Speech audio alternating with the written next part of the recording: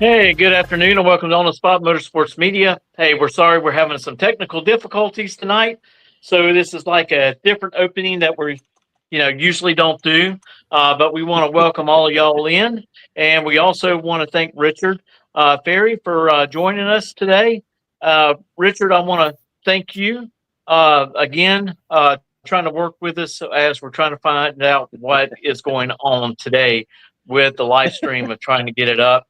It's really funny. I'm controlling everything from a laptop, but I'm having to use my camera of my phone to make it work. But hey, we'll do whatever we have to do. The show must go on. That's what I always say. Before we get into everything real quick, we got a couple of commercials we like to run of our sponsors. We're always very proud of Redline Oil and Scorpion Racing Products for everything that they do for us. So everyone just hold on and we'll be right back after these messages. Reliability to drive thousands of miles. Confidence for those who fly high. Redline Oil products give you the power to crush the competition. And a track record of being the best. Redline Oil products. You push it to the limit, we'll protect it. Ready to take your engine to the next level? Scorpion Racing Products delivers precision-engineered, high-performance rocker arms that dominate the track. 100% CNC machined in the USA with aero. Well, apparently we're still having some other difficulties. It is crazy. So there might be something going on with their server. The reason why we're having some of these issues. But again, Richard, thank you for joining us.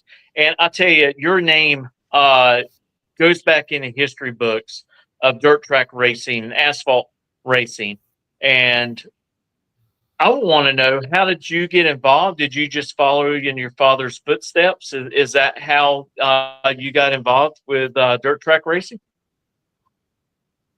It is. When I was a kid, hanging out in the shop with my dad, him working on cars, building cars, and just I think I was a couple of weeks old when I made my first trip to the racetrack. So it's just part of life. Wouldn't know anything different.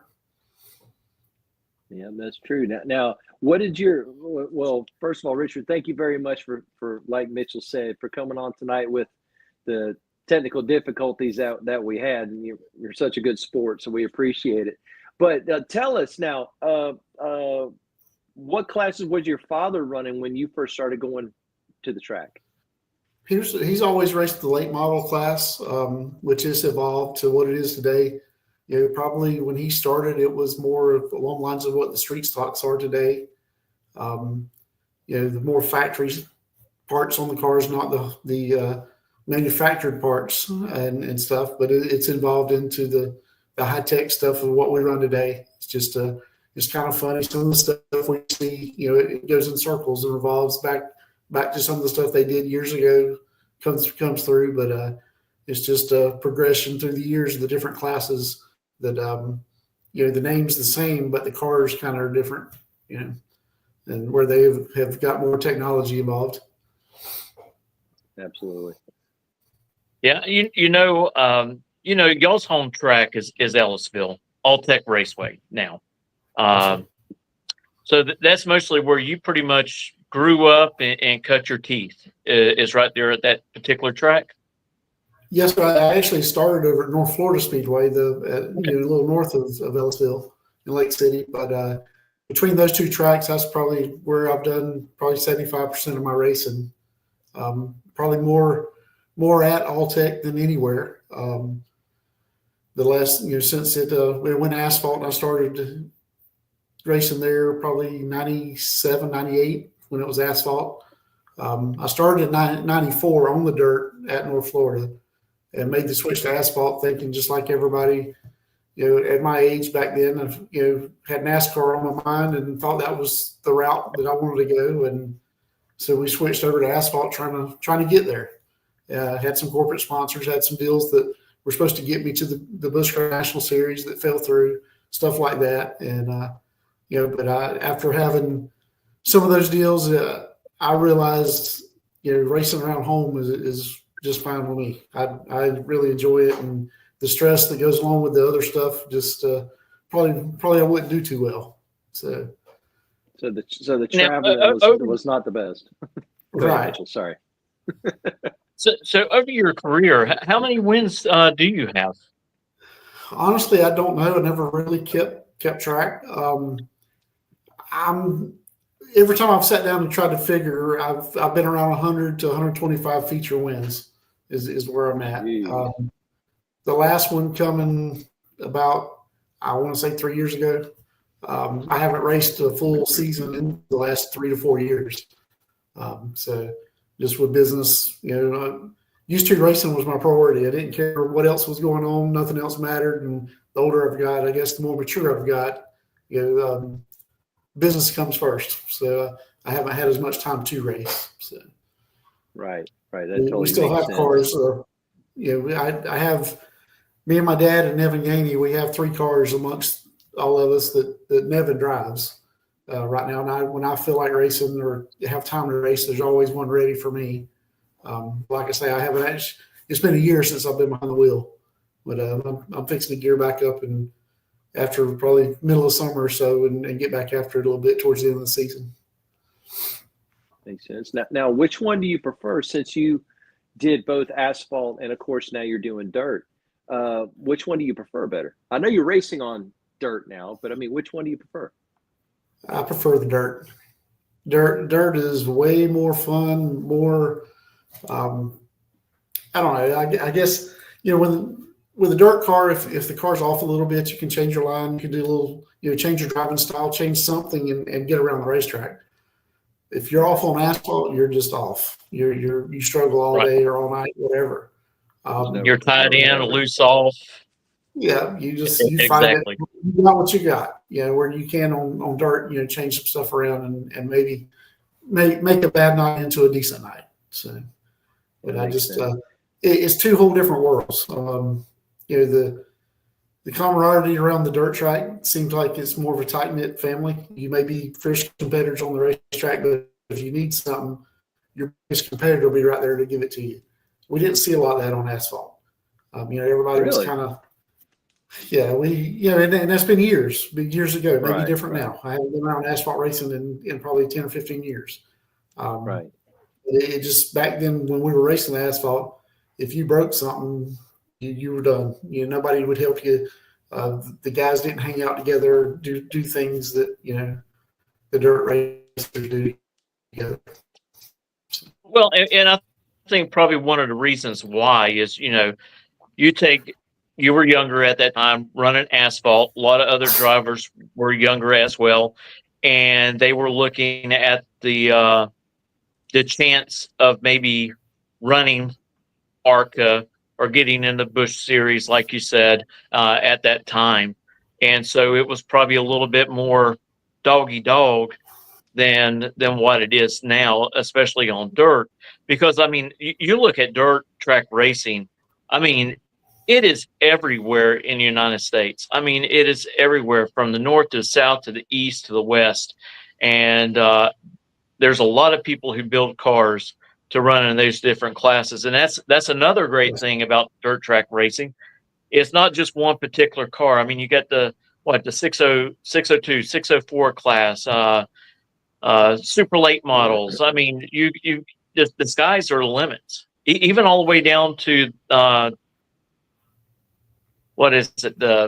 midgets. I mean, you can race dirt in almost anything. Yes, and that's a double-edged sword. The more classes they have, a lot of times it hurts the car counts because the lower half, the guys that finish 10th to 20th or whatever, they create a new class. Well, they'll jump into that new class, then there goes half of your field for the class that was running. You create the new class, they move to it because they feel like they would have a better chance at winning or running up front, whatever. So it's a double-edged sword for the promoters. That's one job I would never want to have to deal with or be a part of is promoting, owning a racetrack. They get the bad rap even when they do a good job. They do a good job. They don't get credit. It's just something that's it's always something, It's not something I'd want to be a part of. No, I think that is a thankless job. Whoever owns and operates a track, Mitchell and I've talked to several of them, and you start hearing things behind the scenes that stuff you never thought of, Right. personnel and stuff like that. But I want to ask you something real quick on your car. Can you just give a general overview on the rules of the class that you run in? Because I see late models running all over the place, and I'm kind of curious. I'm assuming they're not all on the same rules. I'm sure there's small nuances. Generally speaking, explain your class. Most of the cars you'll see around Florida and South Georgia are considered the 602 crate engine cars, 604 crate engine cars, which that's Crate USA sanctions a lot of tracks. Most everybody down here has went to those rules. I'm not a big fan of those rules. That's, to be honest with you, one of the reasons why I don't race a whole lot. I don't care for the rules. We're supposed to have a sealed engine from GM. Everybody knows that people are playing with them, doing their undercover work on them, whatever. And I feel like it takes, and maybe it's because my dad was an engine builder. It takes the backyard engine builders, the guys that are building engines professionally, that are at the racetracks, helping drivers, helping car owners through the night. It takes them kind of out of it and puts GM at, they got you, or they want you there, where you got to buy their motor. You break that motor, you got to go buy another one. You got to send it to a certain engine builder to have it rebuilt, where the guy that could used to, with the build engine rules that we run, the guy could go in his backyard in his shop and refresh his motor, build his motor, and go race. Well, he don't have that option anymore. He's got to send that motor to a certified builder. And it just takes the fun out of it. When we could get in the shop and tweak here, tweak there, be innovative and create a little more power or whatever and have a little edge, they just took all that away from us. And it's just disheartening, for us. Obviously, it's the only thing in town, so we have to do it. Hopefully things will change here soon where we can run our built motor stuff a little more. But that's basically, the cars are the same. The late model chassis, you got 5 or 6 major builders that build 99% of the cars in the country. The 602, 604s, the only difference is the engines from GM. One's a steel head engine, one's an aluminum head engine, and then you have the shocks that are different for the class. Other than that, they're pretty much the same cars. So you can go anywhere you want and run those, because most everybody has adopted those rules. Oh wow! Yeah, when you say that you have to send the motor back off to GM to a particular mechanic, and you can't work on your own stuff, that means that it's also a little bit more expensive. You can't save money, so it drives up the cost, not just for you, but everybody that's trying to participate in these races. Yes, sir. I sat down. We tore a motor up last year. I sat down and figured out what it would cost me to buy all the parts at wholesale price. I worked at the Chevrolet dealership here in town for 23 years. I still have a good relationship with everybody there. Still get employee pricing on parts. So I sat down at my employee cost on parts from GM. It would cost me a ton more money to build that engine, or just buy it. And then I have to still send it to the engine builder to have him put it all together and seal it. Right. Then I could build my own motor. And not everybody has the capabilities of building their own motor. I understand that. Right. But why should the guy that can be penalized because they want to run the crate stuff? But there was a big difference. Crate shafts, rods, pistons. The price difference is big time. Between what I could go buy from our normal supplier, a set of pistons or rods, crankshaft, versus what GM wants for them. For in my opinion, a lesser quality part at that. So, I did not know just that. my opinion. I did not. No, I get it, but I did not know that. I would assume that the sealed crate engine, I would have just assumed that the price of that would have been substantially less than what you were talking about buying Well, the it parts started and out. doing it It yourself. started out. Yes, sir. It started out good price. You could buy one for about $5,900. I think that's bone stock from GM. No accessories on it. No nothing. Right. I think they're at the $8,300 now. They're how much? $8,300 for Now you add your headers, your carburetor, all your water pump, pulleys. You'll have 15, 16 grand in one by the time you get ready to go to the racetrack with it. Right. Okay. Yeah. Now, granted, you don't have to spend that kind of money, but if you're going to have the best of the best, and that's another thing with the crate motors. Everybody's got the same motor, so you're looking for does this particular carburetor put out a few more horsepower than the next? Obviously, you got to try it, because you're looking for that edge. Right. Totally makes Now, sense. you said y'all had three cars, one that you race and two others. Are they all the same class car, or are they different classes? Well, we have three late models that we swap motors around in. Nevin Gainey out of Fort White drives for us.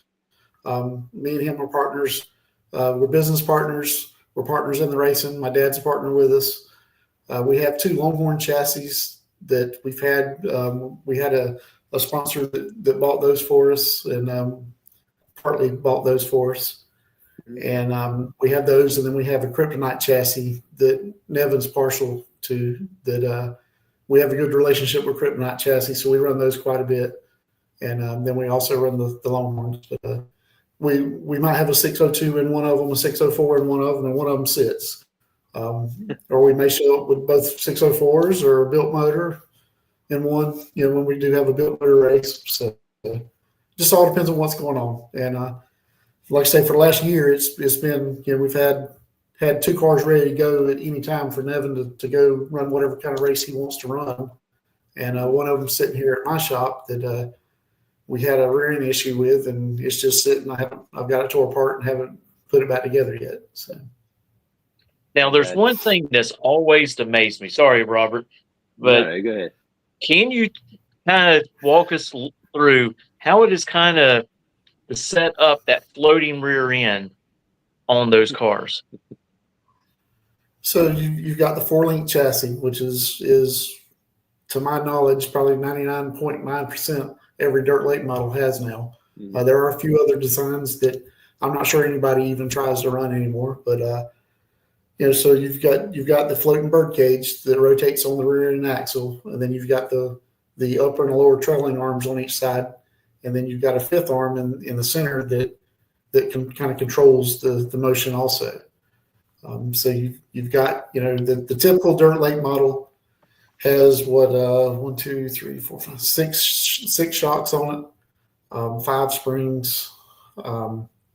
You've got chain limiters. You got chain limiter on the left front of most of them now. You've got some guys run a chain on the right rear to chain the axle to. Everybody's got different direction to go. Right. I tell and it people also depends. Sorry about that, but it also depends on the banking of the track that you're racing on, how you set that rear end up. That's a lot of the deciding factor right there. Is that correct? Yes, sir. You'll change the loads, or you may even the wheel loads. We have now in dirt racing, everybody has a spring smasher load machine in their trailers pretty much. You're always trying to tweak the load, what wheel loads you want each wheel at different travels.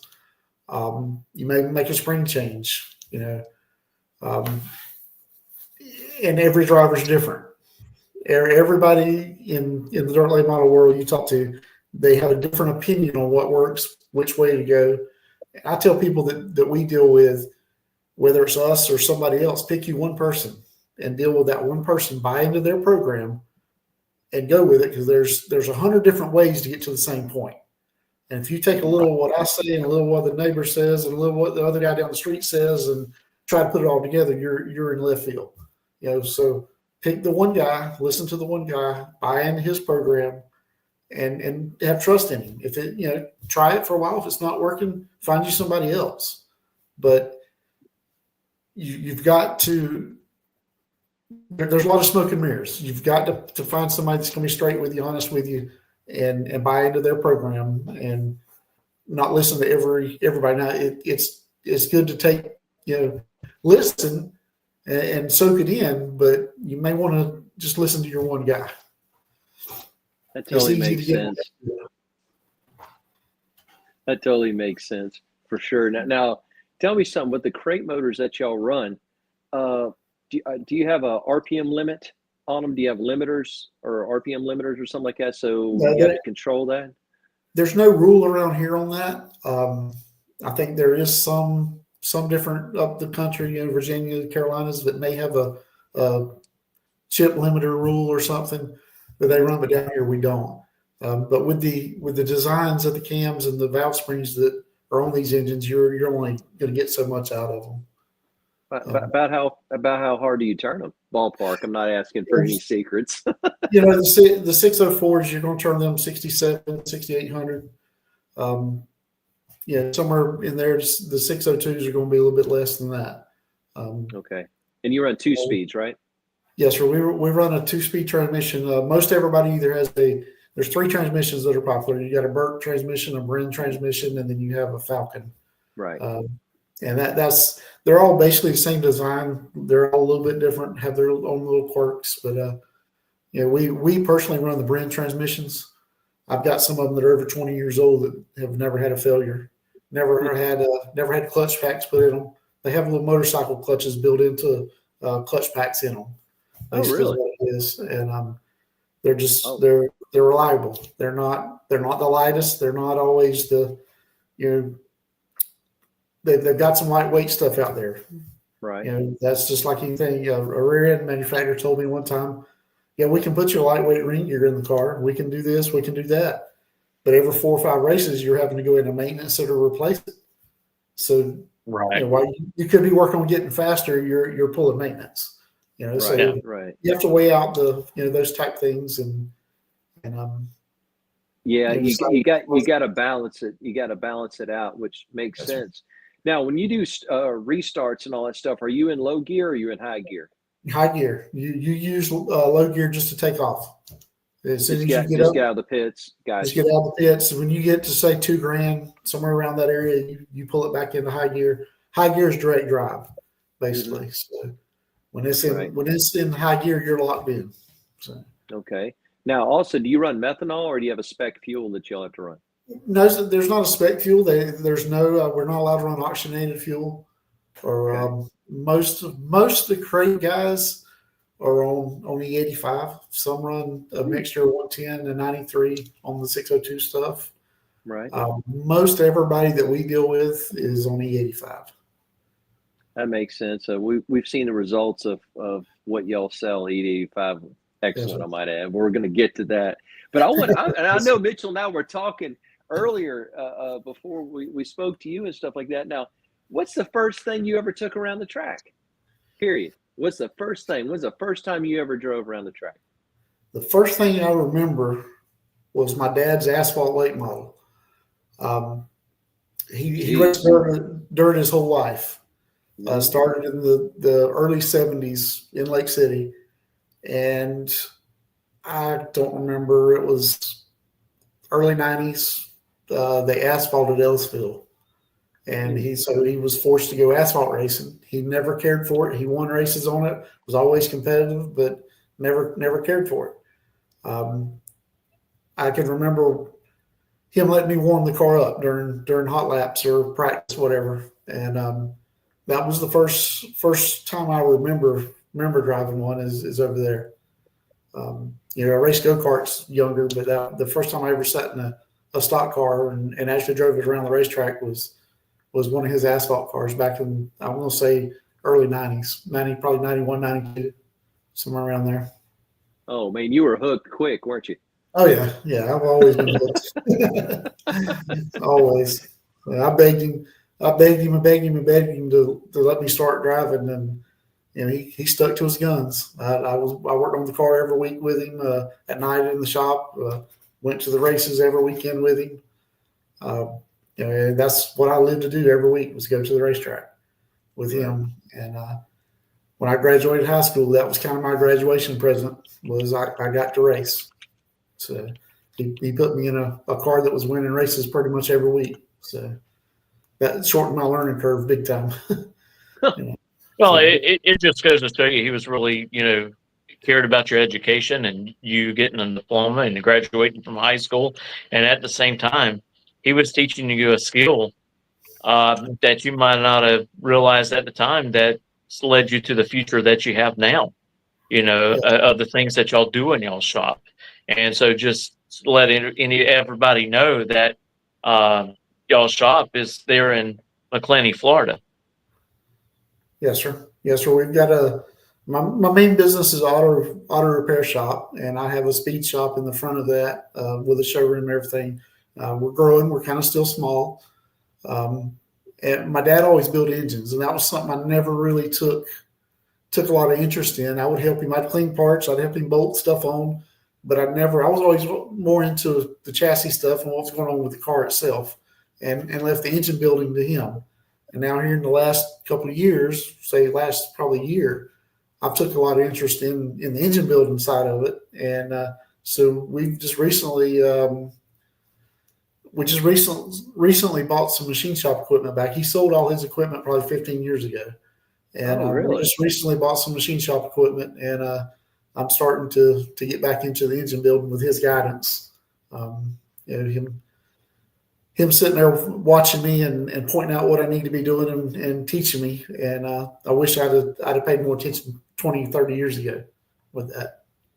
Well, you had your part you were taking care of, and he had his part he was taking care of. But I mean, we all look back and there was things that we wish we would have learned. But I honestly thought your father still had his machine shop. I really did, because I remember hearing for the longest time, whenever we used to go out to Jack's Raceway over here and run dirt over here, or we knew people that ran dirt and stuff like that, and y'all's shop always came up as far as engine work and other stuff. He had he retired. He taught school. He taught the auto mechanics program at the local high school here in Macclenny for 23 years, I think. And he also had an auto parts and machine shop where he built his racing engines. Also had an auto parts store. And in 94, 95, he sold that. I think it was 95. He sold that. It was right when I graduated high school, started racing myself. I graduated in 94. So it was right along that time, I think December. He sold his auto parts store. I went to work for the Chevrolet place, and he moved all his machine shop equipment out here to the house. Built a shop out here later, moved everything out here, and he was building engines. He said he was retired, but he had a full-time job building engines. And then he hired Wendell Durrance, which owns Alltech Raceway now, and Wendell was working for him. And Wendell got tired of driving from Waldo, Gainesville over here every day. Dad got tired of working, wanted to cut back, so he sold all of his equipment to Wendell. And like I say, that was probably 15 years ago at least. Is Wendell still live in Waldo? He doesn't live in Waldo, does he? He lives on the last I knew, unless he's moved. He lives there towards the Gainesville Raceway. If you go 301 right before you get to Waldo, you turn off to the right and go through. I don't know the name of the road, but right. You keep going past his house, you'll end up there by the racetrack in Gainesville. I'll be doggone, because I was thinking the only machine shop down there close to where you're describing was Dvorak's old place. That's Dvorak was on down on 301. Yes, right, sir. right, yes. Farther down. That's the only one. I didn't realize that he had a machine shop that close. Yes. So your father is now, and you are in the process of buying machines back to start doing more machine work. So at your place now, what are you capable of doing machine-wise? I've got a boring bar and a power home now. I'm looking for a seat and guide machine to do the heads and stuff, so we don't have to farm that out. And I'm not wanting to do it on a big scale. I want to do it to smaller scale. Keep it small. Keep it personalized. I say that, and I've got 3 engines to build right now. So we're getting geared up to do those. Plus, I need to freshen a couple of ours, and so we're getting ready to do that stuff. Like I say, the head work I'm going to have to farm out right now to find what I want. I'm not going to rush into anything and run out and buy it, but right now. But I just got my eyes open, looking for some more equipment. But we've got a power home, we've got a boring bar, and we can do the basic head work, but to do the good valve jobs and stuff like that with the SERDI cuts or stuff like that, we have to send out. So. Okay. Well, when we're done here, send me a list of particular machines that you're looking for, because I'm in contact with some other racers, not in the dirt world, but outside of that, and might be able to find you something. Sounds and good. if so, I'll be more than happy to send it your way. This is the engine. Yes, sir. We're in the process of getting one for Corky put together. So did you help him find his replacement that he? No, sir. I did not. Oh. That was all on his own. Okay, well, I think he did pretty good. He did. I think he did pretty good, and I'll tell you a story off air too. I took a little ride with him, so that's a getting a little truck. So yeah, Corky's really, really, really doing well. Yes, sir. He's been good to me. Been a big help to me. Yeah, and actually, we see him out there every weekend selling fuel, and if he's bringing parts for somebody, he's bringing parts and stuff like that. So he's a really good representative of Ferry Motorsports Supply. So our compliments to him and to you for working together. But we mentioned that, Robert. What led y'all to start diving in a little bit more into helping people who drag race instead of just taking care of those who run circle track? Well, I love to be in the high performance world. Period. I'm fascinated by a lot of the high performance stuff. When I started my racing business, Ferry Motorsports Supply, I mainly, focused on dirt late models because that's what I knew. It's what I've always done. It's and my thought process was, okay, if I can get it off the ground selling the dirt late model stuff, if it flops, my inventory I have, I'll end up using it at some point because it's related to what we use on our stuff. So as I grew with the dirt late model stuff and still growing with it, there's so much stuff that will work with drag racing also that, the circle track guys, drag race guys, street guys, carburetor kits, oils, filters. I mean, there's just so much stuff that overlaps with all of it that I about a year ago decided I want to broaden my footprint in the business. I don't need to cater just to the dirt racing people. There's tons of drag racers that need parts, and there's good shops, good speed shops, in the area that take care of everybody. Why shouldn't I? Not that I want to take any business away from anybody, but there's enough for everybody. And there's one of my fuel dealers down in D-Land, Benny's Racing Equipment. Me and him work together. We don't look at each other as competitors in the parts side of things. He's one of my fuel dealers, but also if I have parts that he needs or he has parts that I need to take care of a customer, we help each other out. And that's the way I do business. I don't look at people as competitors. We're all in this together. We help a racer, then we've accomplished a good thing. So. No, that's good business. That's good. I just like I said, want to grow my business into the drag race world, the street performance world. We have carburetor kits in stock. We have all carburetor parts in stock for Hollies, which most everybody in both worlds use. Different oils. We have engine parts in stock. Just there's a lot of things that overlap between the two. So I just Totally like to makes scratch sense. the surface with the drag racers, and fortunately we have suppliers that we use that if we don't have it in stock within 2 days, I can have it to your door. Most everything. Some things may take a day or two longer, but most everything, if I can't have it the same day, 2 days at the most. And you're right. Mitchell and I were looking at your Facebook page for Ferry Motorsports Supply and also online and stuff. And you carry a lot of companies. Yes, sir. There you go, Ferry Motorsports. And so you carry a lot of companies and carry a lot of supplies. And like I said, what I've seen a lot come out of your shop, obviously, is the fuel. Yes, Okay, I've seen Dead Zero Performance carry y'all. Of course, Corky carries y'all. Tim Pafford won last week. He runs y'all's fuel and others. Yes. Greg Turner runs your fuel, amongst other things. And I think it's Fuel Factory, is it not? That's who Yes, you sir. carry. Yes, there's Fuel Factory Racing Fuel. They're based out of Pennsylvania. A relatively new company, been around for about 3 years now.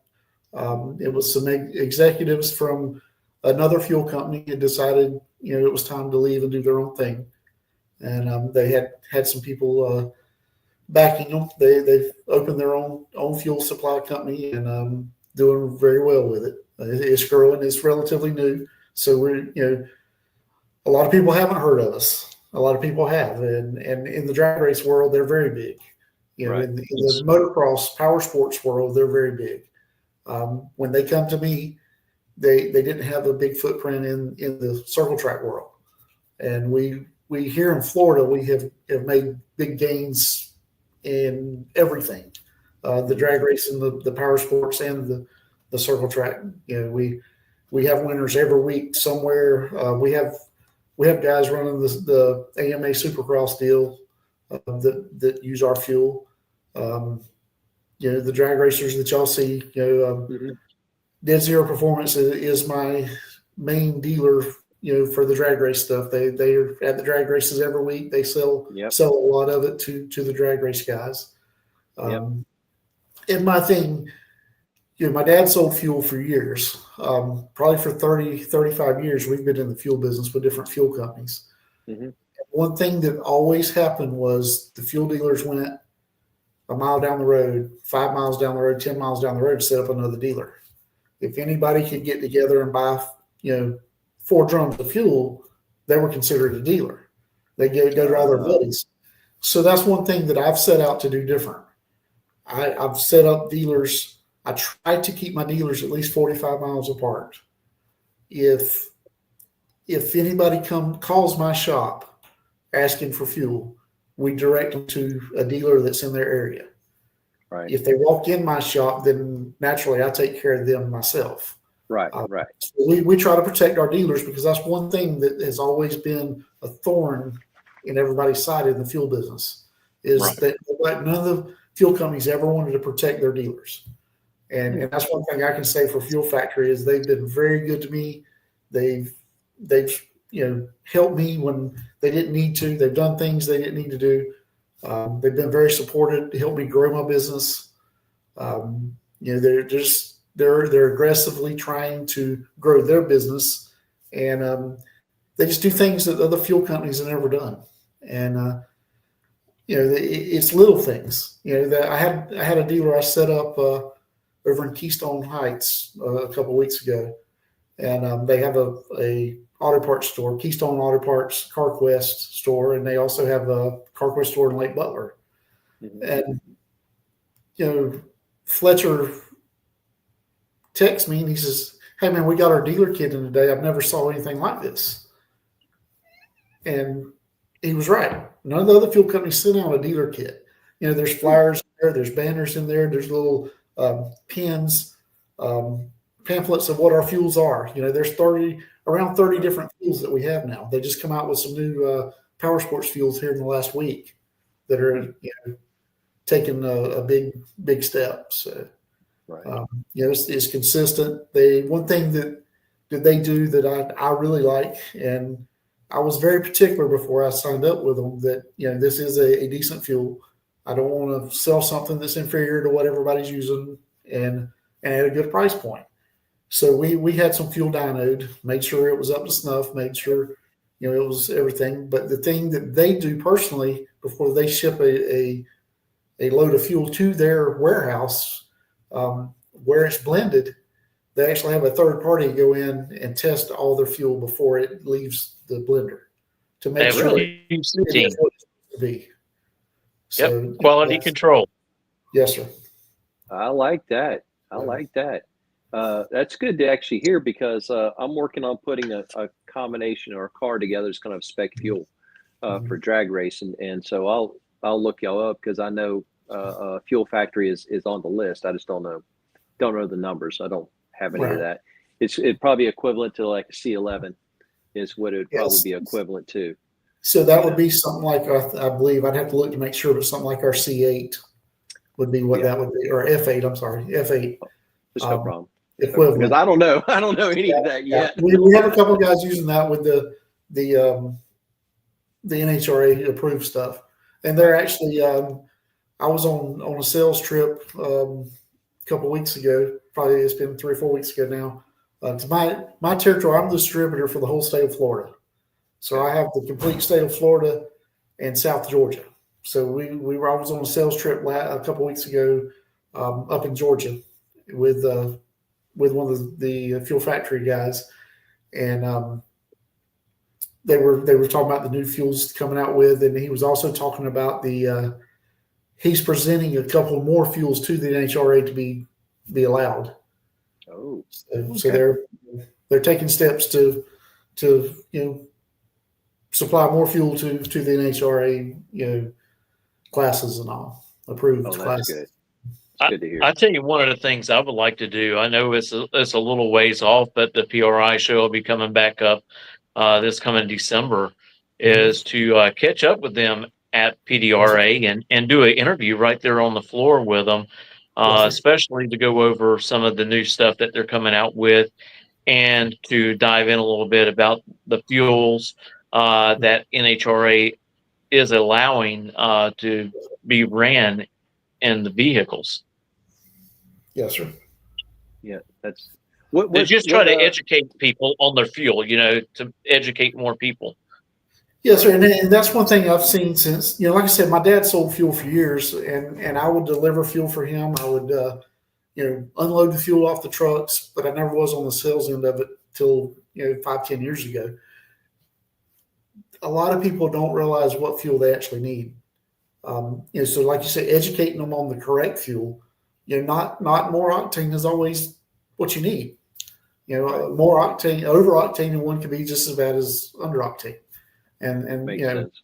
So getting the word out to using the correct fuels with the correct combinations, they'll see some gains and actually have better luck with wear and tear and everything else.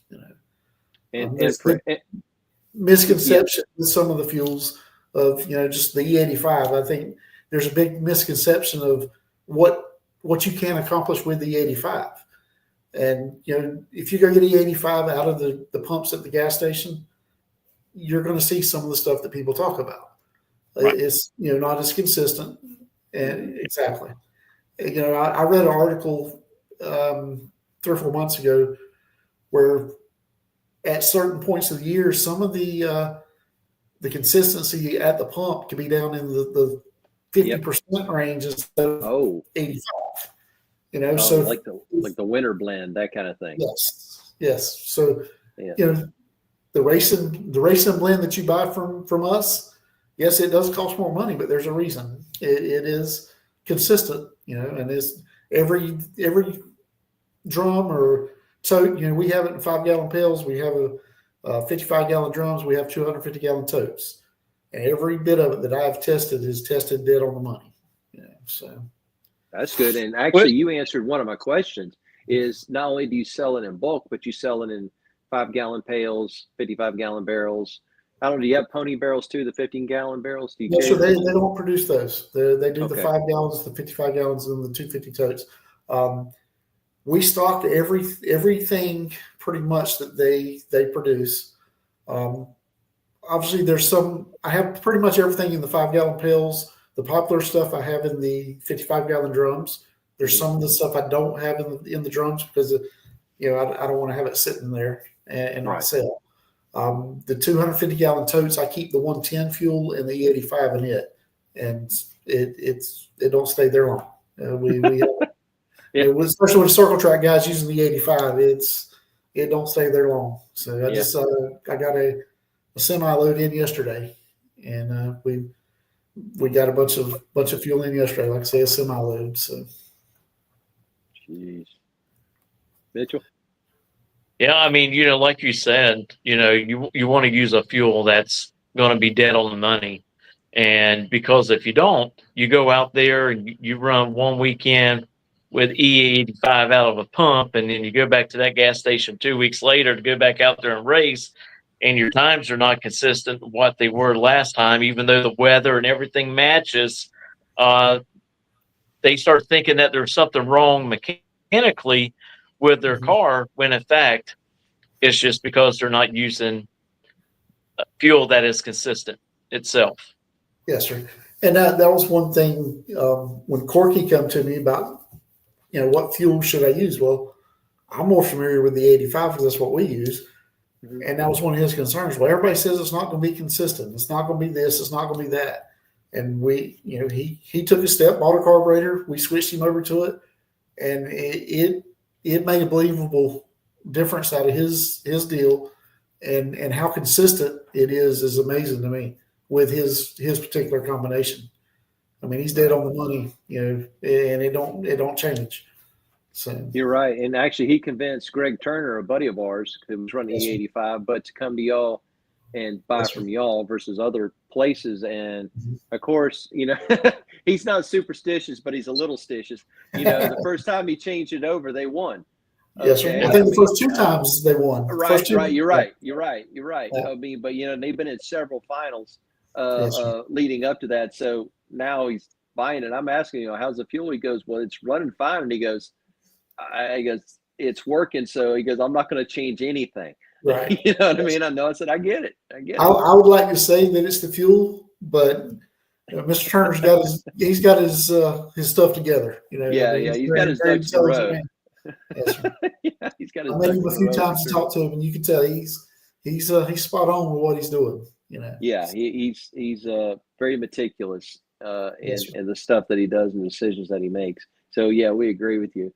And but it's good to hear that the quality of Fuel Factory and the quantity that y'all carry, that is really, really good to hear. Yes, sir. We when we order, we take a semi load at a time, and here we are, 1st of May, and we're on our 3rd semi load for the year. So we move quite a bit. So that's good. That's good. And how's the I know you said Ferry Motorsports is continuing to grow, but you got your hands in a lot of different things, do you not? I've got too many irons in the fire. I'm the type of I like doing fabrication work, and I'm not very good at some of it. Some of it I've learned and been pretty good with, but we have a plasma table that we do CNC plasma work with, and my wife does 90% of my design work for it, and hands me a jump drive, and I go cut it out. And so we do a lot of stuff with it. We're doing race car bodies with it now for a few customers. We do bracketry, and I did here a while back. I had a customer with my repair shop that had it. He had a customer. He owns a body shop here in town. He had a customer that had a airboat, kept breaking alternator brackets. So we custom fabbed him alternator bracket for his LS engine on his airboat. That's the kind of stuff I really enjoy, and I don't do enough of it to support myself, so that's not anything that's going to be, I'm not going to quit working on cars and selling race fuel to go do that, but I enjoy it. And I build radiator brackets, spoiler kits, cell panels. We do a lot of the racing stuff. Me and Nevin Gainey, I mentioned earlier, we're business partners.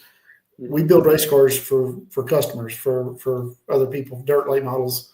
And So a lot of the stuff that we were buying, hey, we can make that, So now we've come up with our own design and stuff, or if we run into something, hey, if this was a little different here, a little different there, we could do this or that. So we draw it up and we go make our own design. And I really enjoy doing that stuff too. But and we do. We've been building some smudge spots, fire pits. Just anything we can try to make $1 at. We don't mind trying to. And it looks cool because we looked at a lot of the pictures online, Mitchell and I, and they are really, really cool. Yes, sir. Talking about the fire pits. I mean, we understand the body panels and stuff, but the fire pits look really cool. Maybe we'll get an OTS one for Christmas or something like that. Oh, there you go. Now you're talking. But I mean, it's like that's your hobby that you like to do, and hey, you're making a few bucks here and there and off of it. So when you do that stuff, it really doesn't feel like work because you enjoy it. That's right, and that's what somebody told me. You enjoy it now because it's not your job. When it becomes a job, then you're going to take a different look at it, and that's probably true. But right now, I enjoy doing it. So.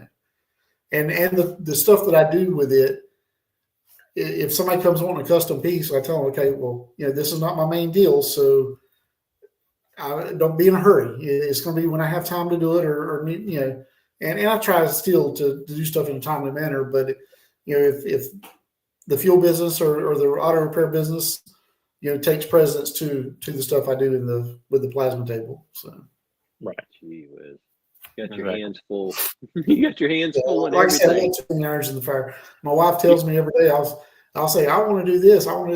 You're already doing too many things. Don't do nothing else, But I come home stressed and trying to figure out how I'm going to do this, do that. So, like today, I had to pick up some stuff in Brunswick, Georgia, but I also needed to be in D-Land picking up some stuff. So my dad went to D-Land for me while I went to Brunswick, and my mom, she's always running, picking stuff up, delivering stuff. My dad, my wife, I couldn't do it without all of them. They all pitch in and never complain. They just do it and well, they're complaining, but under their breath. They're complaining under their breath. True, you know what I mean? True, probably so. So they're still running quite a bit of events there at Golden Isles. They haven't been. They have new ownership, and I think they're gearing up to get back after it. I think they got rained out this past weekend, from what I saw. Are they still running a little bit up there in Waycross? They are. They only run 6 or 7 races a year up there now. Really?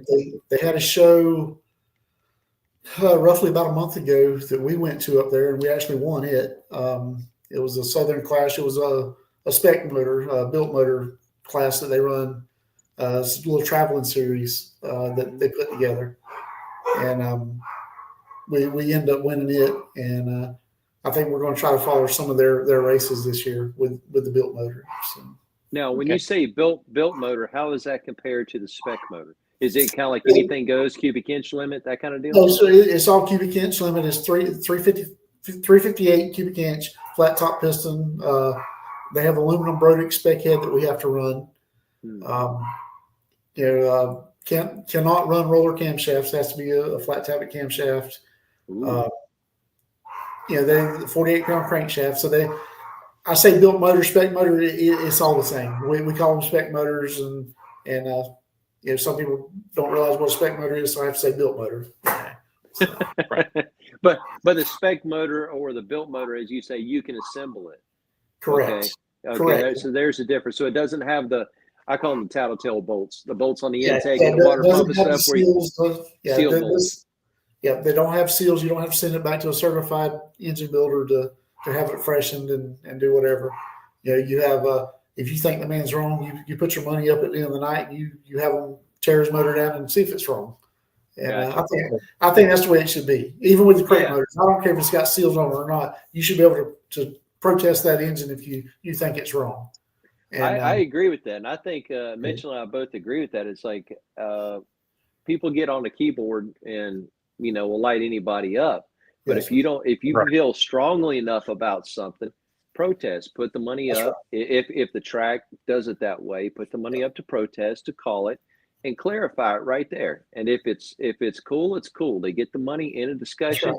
no problem. They're clean. But if they're not, bring it out. And of course, if they refuse, tear it down, then have ramifications for that. That's But right. I mean, everybody has rules for, or at least they should have rules for that, I should say. Yes, sir. But, you know what I mean? But you know how that goes. But tell me something. Did you and your father ran against Terry Mock a lot? Did you not? My dad did. Yes, sir. Yes, Okay, sir. because we knew Terry because he had a shop not too far from us Okay. at all. So yeah, Terry was intense. Yes, him and Dad had some battles over the years. Oh, I know it. I heard Yes, sir. little side stories. Nobody calling anybody names, but That's right. just let's say respectful rivalry. Let's Yes, put it that way. It was always a respectful rivalry. Very, very intense. But yeah, we followed Terry for a long time, and his fabrication that he did Yes, sir. sounded like mirrored y'all's in many ways as far as the steps sir. y'all took. Now I raced with Max a little bit years Really? ago when he was racing, dabbling in the I want to say it was when we was racing modifieds, the open wheel modifieds. I think he was running Right. some of them. But, Okay. yeah. Okay. So y'all do go back. Yes, sir. Yes, sir. Okay. Okay. That's Well, good to I hear. know someone Richards raced against, Jason Garver. Yes, sir. Yes, sir. Me and Jason's raced against each other for years and years, and I just here in the last couple of weeks switched him over to our fuel, and I'm doing some body work for him on the plasma table right now. So we're competitors, but we're competitors on the racetrack. We're friends off the racetrack, and like I say, I'm doing some work for him now. So Right. That's Well, how it should be.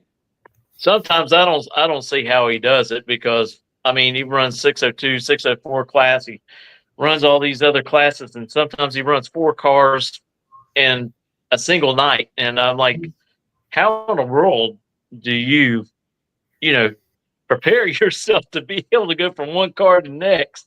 Because even though they're somewhat similar, there is some things that are different. yes, sir. Yes, sir. He's a busy man most nights, that's for sure. He's and I can't do that. I have a problem. I've a few times raced 2 cars in one night, and I feel like I'm taken away from one if I try to do 2. I feel like I'm not capable of jumping in 4 cars in one night and be the best I can be in all 4. So Right. I have to talk to him when he does that. Because not putting your focus on it. He don't just race every class. He wins in every class. I mean, he's very good at it. So, well, I tell you, Corky asked a good question. Excluding your father, okay, but who's your racing hero? It would have to be Harvey Jones.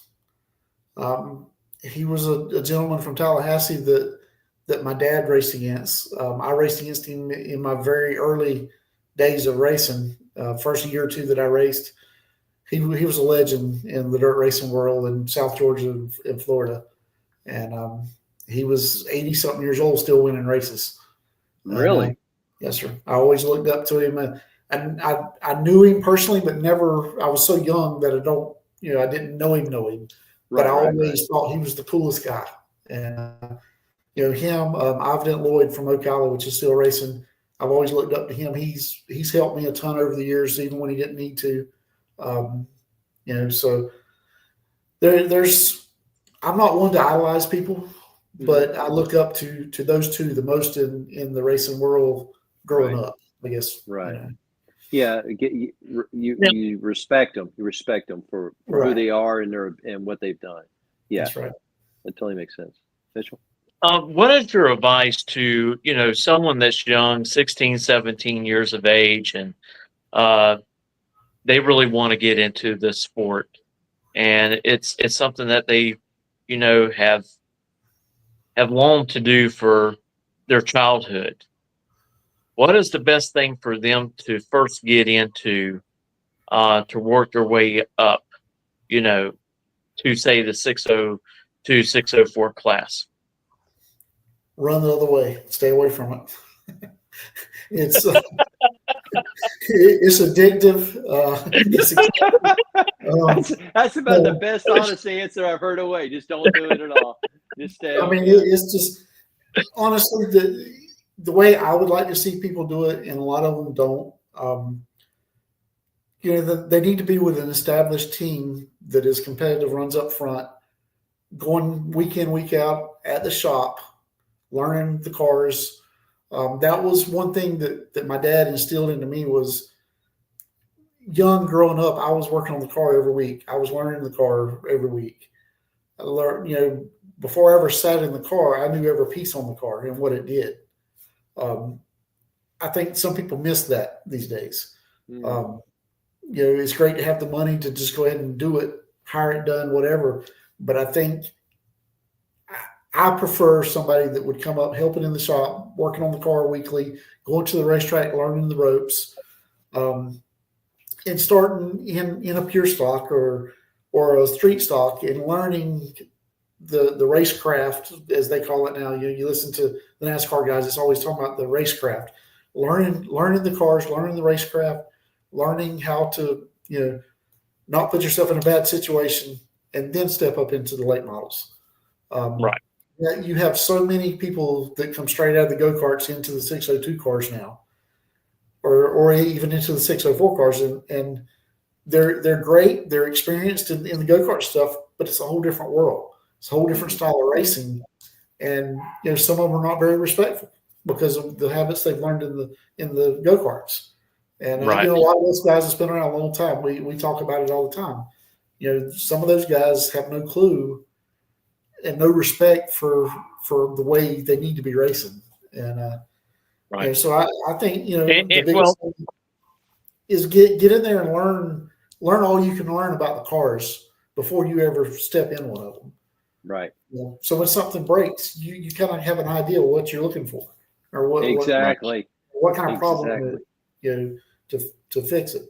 One thing that helped me a lot, and I've never told anybody this, never admitted this to my dad, but when we went asphalt racing, we bought an asphalt late model. Somebody had rented the track for practice that same week and invited us to come. Dad sent me out for 5 laps at a time. I would come in, he would make a change on the car, and when I come in, I would have to tell him what I felt. And then, obviously, with his experience, he knew, okay, he felt what the car should have been doing, or no, you need to go make 5 more laps and tell me what it did. It helped me learn the changes, learn the different feels of the car doing different things. You don't see that much anymore, stuff like that. There's too much of being able to pick up the phone and call somebody to get your answers now, where it used to, you had to figure it out on your own. So. Yeah, not to speak, highly of my nephew because he's my nephew, but he started out at 6 years of age. He started out running quarter midgets. He ran them until he, graduated out of them, and then he went to running the Legends, and now he's up running pro in the Legends class. And he got asked to go to Hickory. Let's see, last weekend, actually. Yeah, it was last weekend. Yeah, first time racing a late model. Actually, had to go up the weekend before to get fitted for the seat and everything. So he went back up the next weekend, jumped in it. Like you said, just from all of his experiences racing those other cars, even though, a late model's way bigger than a Legend, you can tell them, hey, I'm loose off, I'm loose in, I'm tied off, I'm tied in. He was able to describe what he was feeling, and he went out there, he qualified third, and he finished third. Right. His first time racing a late model. I got to give props to Jason Garver as well. Jason Garver has helped him along. He wanted to know what it was like driving on dirt, and Jason invited him to come out and run his car after the races down in East Palatka. Mm-hmm. And Jason says, once he gets to how to slide that car around, he's got it. It wasn't 2 laps, and he was sliding the car around, and he was running just a few tenths off of what the winner won the race by, Right. of his lapse times and stuff. So it's very important, and the avenues out there for families to participate and stuff like that and run those quarter midgets and work their way up into the legends. And I'm not going to lie, it's not cheap. There's no racing out there that is cheap, but it's a good opportunity if your child loves it, you love it. It gives them the chance to see if they want to do that, and race up to all those other different levels, and they gain experience over the time, like you were saying. They'll get to know what it feels like to be tight, loose, find out where their line's at, and how to run that line, and how to block if you need a block, Right. because blocking's part of racing. Unfortunately, it is. It doesn't work too good on the drag strip, though. Right. No, That was something that I was actually listening to Denny Hamlin's podcast today, driving down the road. And you had it was from I think earlier in the week or maybe last week. Kyle Busch was on there, and they were talking about Brexton, and I agree with what he said. To keep him in as many different kinds of cars, obviously they've got the money to do it, but to all the different disciplines of different style cars, is just going to make him better. And staying on dirt or staying on asphalt, I think if you learn all of them in different types of cars, I mean, look at Kyle Larson, he wins in everything he gets in, and it's just and that was what Kyle was saying was, he's kind of basing it off what he's seen Kyle do to bring Brexton up. It makes sense, if you can learn the disciplines of all the different style cars on different track surfaces, it can't do nothing but help. Right. It totally makes sense. But to learn, like you said, different disciplines, what the car can and can't do, the different situations on the tracks and stuff like that. It's like I've always admired people like Robbie Gordon, Tony Stewart, and stuff like that, just because of all the different platforms they've driven, and been successful at different calibers of it. Now, this leads me to an interesting question. At least we ask a lot of different racers is, if you had the opportunity to race anything, what somebody else's car or yours, and it don't matter what, if you had an opportunity to drive anything, I should say, what would it be? To be honest with you, I've never thought about driving anything other than a late model on dirt. Okay. I did have aspirations one time that I wanted to try a sprint car. There you go. I wanted to be the only one on the racetrack. I didn't want to race it. I wanted to be the only one on the track, but I did. And I got told real quick, no, you're not getting this. Dirt late models are my thing. I've never, obviously when I was a kid, I wanted to go NASCAR racing. To make laps around Daytona might be cool. I don't know, but in all honesty, I would like to take a dirt late model, a super late model, like the Lucas Oil Series, World Outlaw Series, and go to Eldora, go to Fairbury, go to Spoon River, go to some of the notorious racetracks that produce great racing and have history behind them. I'd be just as happy. Dirt late models are my thing. I don't really care for any other racing. That's just what we do.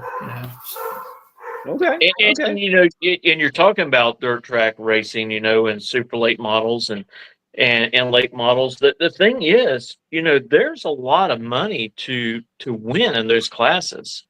I mean, you can be very competitive and do very well for yourself racing on dirt and not even look over toward the NASCAR side or even over to ARCA. I mean, just like drag racing. We have the national events. We got the pros that run, funny car and top fuel and pro stock motorcycles. But there's bracket races out there where you can win more money bracket racing and then you can racing as a professional. Mm-hmm. I mean, we know several people that's picked up $250,000, not once, but maybe 2 or 3 times in a year and that's a big pocket of money. Yeah. There was something that I saw on. I honestly don't remember where it was at, but it was Kyle Larson talking about Jonathan Davenport, Ricky Thornton Jr., some of those guys coming to NASCAR, and he said they'd be foolish to. That they're making as much money as most of the NASCAR guys doing what they're doing. And I mean, they're on top of their game. They're good, and which there's some more added onto it. Used to you had 2 or 3 guys that were pretty dominant. Now there's 5 or 6 guys any weekend that's you got to look out for. Right. And not to put NASCAR down by no means. I'm not a fan of the stage stuff. I believe you go out there, you run it to the end, and you get a winner. If you're going to have stages, you run 3 different races, and you have 3 different winners. I agree. Right. That's the way I look at it. I know they kind of figured that in with the stage points, but I still don't like the new way. And you talk to a lot of the old NASCAR fans that used to go to the track, and watch, say Darrell Waltrip or Rusty Wallace, Dale Sr., and even Dale Jr. It has changed so much. Those fans have actually stepped back, and those are the fan base that's going to the dirt tracks to watch the racing now. Yes, sir. That's what I was just fixing to say. It's probably been 5 or 6 years, maybe longer, since I've sat down and watched a NASCAR race. Same I here. may go on my phone. I may go on something and see where did Kyle Larson finish, because he has dirt, background. Christopher Bell, some of the dirt guys. I'll look at the rundown, see where they finished. I will listen to some of the podcasts just because I like, some of the podcasts with the older drivers from, like you're talking about, Darrell Waltrip, Bobby Allison, and some of those guys. When they have Waddell Wilson on the Dale Jr. download, some of that stuff, I'll listen to that stuff because I like the history of it. I do too. I really love listening to those people that's basically been there and done that. Exactly. And a lot of the guys, a lot of your, and this is strictly my opinion, a lot of the newer NASCAR fans have no clue who Kelly Yarborough was, Bobby Allison, right. Wolford. They don't know the history. They know the new players of the game, and that's it. And it's sad. Right. Right. And I'm like Kyle Busch. People might not like my opinion, but this is my opinion. But I'm like Kyle Busch. I think that the car they run today is a piece of trash. I mean, you pop a tire, you're stuck to the track. You can't get back to pit road. You get out in the grass, you can't drive back up on the track. They have to bring a tow truck out there, either push it back on the track or put the straps up on it and drag it back out there. And, running on those daggum little tiny Goodyears that's about 2 inches tall. I don't get it. I don't like the setup. The design of the car is fine, but the tires and the height of it sucks, and it takes a lot of people out of competition. That if they were back to the older style car, they could drive right out and keep on going. And I agree with him there. Yeah, I say bring back the old big Monte Carlos. There you go. And put the driver back into it. There you go. I've always said, just like you said, I don't like spec car anymore. I don't. I like it when you know what I mean. I'm not a throttle plate person, but I understand the reasons behind it, and on and on. I've always said, take a NASCAR, a true NASCAR, and take those cars and put them on dirt.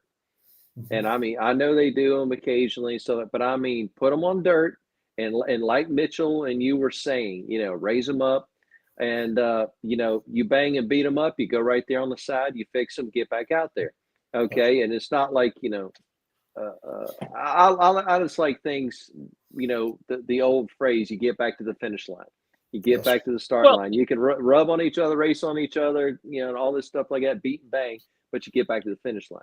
And the whole aero package on it. I mean, if you get to somebody's rear quarter panel, I mean, you can send them right up to the wall and destroy their car. And in the old Can't days, tell you he can doesn't run. like it, does he? You can't tell You he you doesn't can like run it, really right? you can run really close and not cause a lot of the problems that you have. And I think they need to hopefully redesign what they have because it is a nice looking car. It just needs some things changed to it to make it more competitive racing.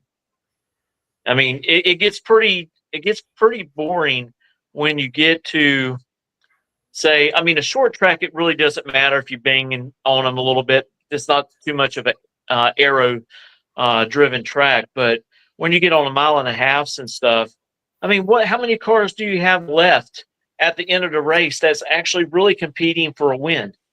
15? Right. To me, And that's not exciting. Not out that of a 15 field. is from 5 different car owners. Yeah, That right. thing, Yeah. you got Gibbs, you got Penske, you got Hendrick, and then Yep. you have the second. That's in my opinion, that's your top tier. Then you have the second tier, and just like I said, I was listening to Denny Hamlin today, and him and Kyle Busch agreed. You can read between the lines. They can't say what they want to say, obviously, but they're not happy with the cars either. And they made the comment, if you don't start the last restart, if you're not within the first couple of rows, your day's done. You're not going to pass anybody and go for the win. So Right. It becomes more important to get a top 10 than it does to win the race because of that. right. I agree 100%. And I think a lot of the problem is, I may be wrong, but I think NASCAR has got too many people making decisions that are not involved, that don't go to the tracks, that sit in the office. They got all these degrees. It's all corporate. It's not the grassroots things that they need to get into to make the racing better for not just for the drivers, but also for the fans that spend a lot of money to go there and watch the events.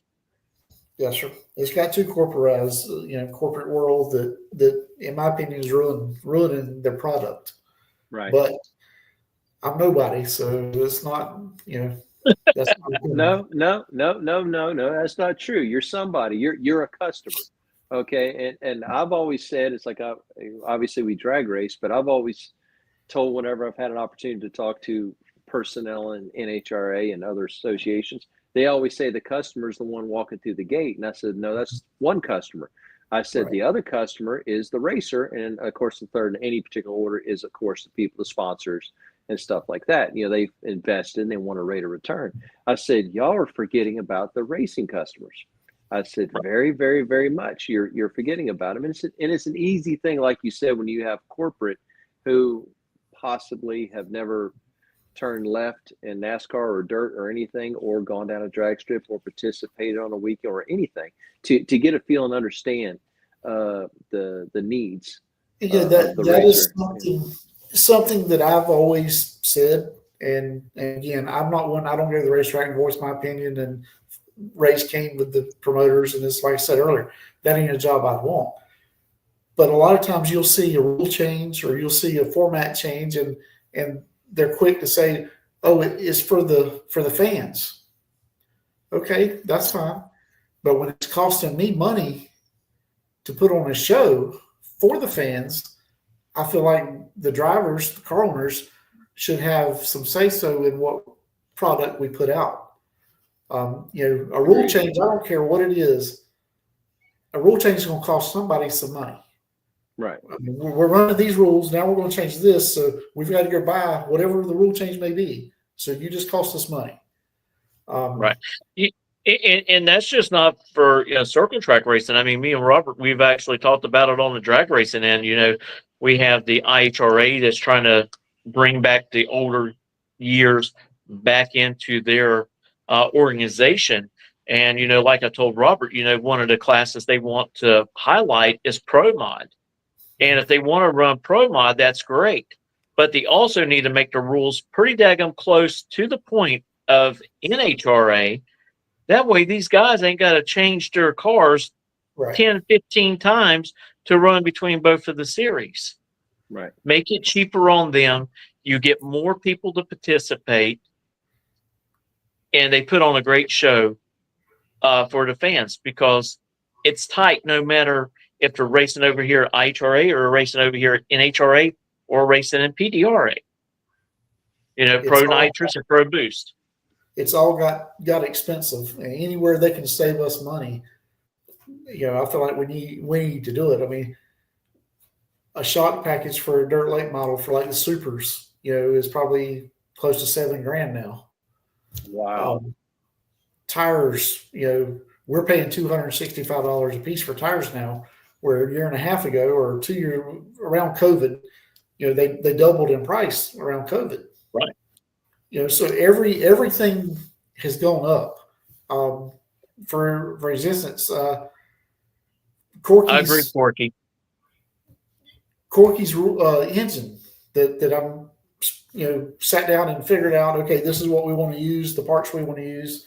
I called the manufacturer that I use for crankshafts and connecting rods and got a price. So, you know, I sat down and figured out what this engine is going to cost us to build. So we know where we're at. No hidden fees, no, you know, this is where we're at. This is what it's going to cost us.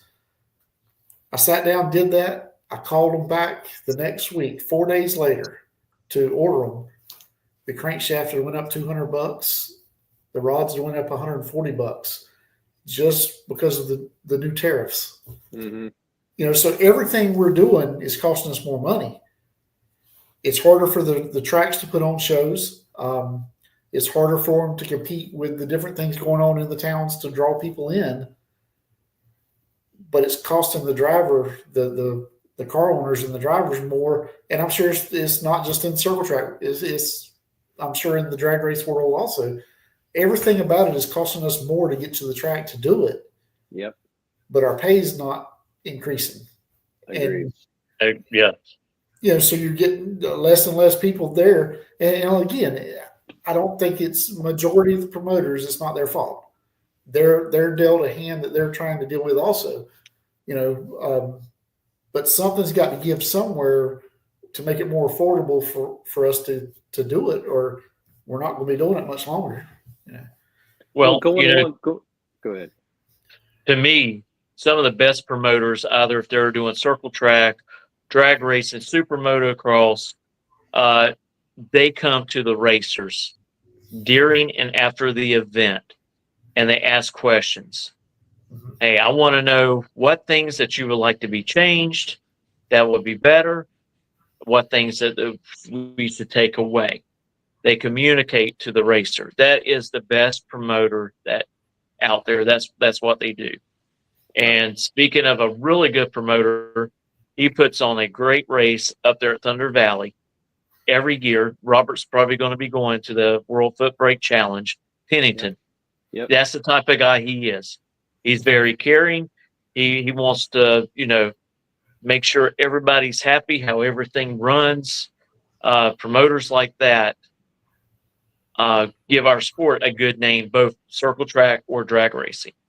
Right, and if you want to be a good promoter, you got to communicate with the racers, not so much the fans, but with the racers, because they're the ones that's putting on the show, and that's going to bring in the people. And by doing that, yeah, that's kind of where I was going earlier, and I kind of got sidetracked with the, you know, we're the ones, the drivers, car owners are the ones that are putting the cars out there to put on the show. Mm-hmm. So when I hear we do it for the fans, we're changing this for the fans, we're changing. Okay, well, without us, the fans are not going to be here. Right. So we need to be involved in these rule changes. We need to be involved in these format changes. You know, I've got a customer of mine that the pill draw is killing him, and maybe it is the luck of the draw, but he has started in the back of a heat race for like 6 races in a row. And the way our format is, you know, we run a 10-lap heat race. It's hard for with the tight racing that we're doing with the crate engines and stuff. It's hard for him to make up those positions in a 10-lap heat race when there's 10 or 12 cars in that heat race. So that puts him on the tail of the feature. And you know, I think there's ways we need to be looking at hot lap qualifying. So the faster guys are not always stuck in the back because they can't get through the field in a heat race. Granted, there are some guys that will drive straight to the front in a heat race, but we need to hot lap qualify. We need to have a point system, something so that the guys are not the luck of the draw every week. Right. I'm the same way. Because they feel like they're getting punished. I agree. And Right. just like myself, I don't draw very well. Never have. So majority of the time, I'm starting mid pack or back when I draw. If we go out and do a hot lap qualifying and I start mid pack, that's my own fault because I screwed up. Right. If I'm fast enough to sit on the pole or whatever, qualify first. Okay, invert 6 cars for the feature, so the fastest guy don't start on the front row and drive off. But I just feel like we need to look at some changes in that area with what we do. Well, you see, that was going along with what I was going to ask next is what suggestions do you have? I didn't know y'all drew for positions. I thought it was still a hot lap qualifying. Oh, wow. Okay. So you see, I hate it when people follow like what NASCAR did. NHRA is doing it in many ways too. And I don't agree with it. You need to, like Mitchell said, have a system that works for you and stick to it. Now, I'm not saying don't watch what other people are doing good and see if there's ways you can incorporate it, but don't just try to copy everything. But other than the starting format, okay, what do you suggest, for example, on the cars? What do you suggest to help make it more affordable for everybody? Still be competitive and stuff like that, but make it more affordable. I mean, what a certain spec shocks, and keep it. But I think that right there can get carried away. Yeah, the racer, the natural habitat, whatever you want to call it for a racer. Mm-hmm. You put a rule on him, he's going to try to spend money to figure out how to get around it. So absolutely, yeah. So I don't know. That's a hard one to answer because the manufacturers, they're in business to make money. Mm-hmm. They're getting what the prices they get because we're going to pay. They know we're going to pay for it, so they're getting what they get. They're, like I say, in my opinion, there's a lot of smoke and mirrors involved in a lot of the stuff we do. You got to weed through that stuff. I told a guy last week at the racetrack, us racers are our own worst enemies. We could call the racetrack and they tell us they're going to charge us $500 to get in the gate this week and we're going to race for free. We'd all still be there. So, there's got to be something we can do to bring the cost back down, but I can't tell you what it is because, again, we're going to try. If you put a rule on us, we're going to try to figure out how to get around it. That's true. So I guess an RPM limit wouldn't necessarily do it. A cam lift rule wouldn't necessarily do it. A 2-barrel rule wouldn't do it. Vacuum rule, tire rule, as far as size wise. Well, so we've got tire rules, compound rules. Okay. The Thunder stock class, the factory stock they call it now. They changed the name of it this year. They have a cam lift rule in their deal. Okay. They have you can run the 602 crate engine or a built motor, and they have a 425 lift cam rule. Okay. But a factory stock, and I haven't built one. I'm listening to people talk. To build one that is competitive, you're going to have a ton of money in it. 30, 35 grand. Race ready, motor, shocks, everything. That's ridiculous. They're racing for $500-$600 a night. Just us. A brand new late model right now, rolling late model. Depending on where you get it, it's going to be anywhere from 45 to probably 60 grand. That's not including the motor. Right. We're racing for $1,000 on a weekly show. So, like I say, we're on our worst enemy. We're still doing it. We're still showing up every week. We're still, but there's got to be some ways that we can cut costs to help the racers get back to the racetrack every week. And right. It is what it is. So because you got a lot of them that can't make it because of that reason, and that shortens up the field. Yes, sir. And like I said, that I'm not blaming all that or putting all that on the promoter. that's one of the deals I told. I wouldn't want to be in their position,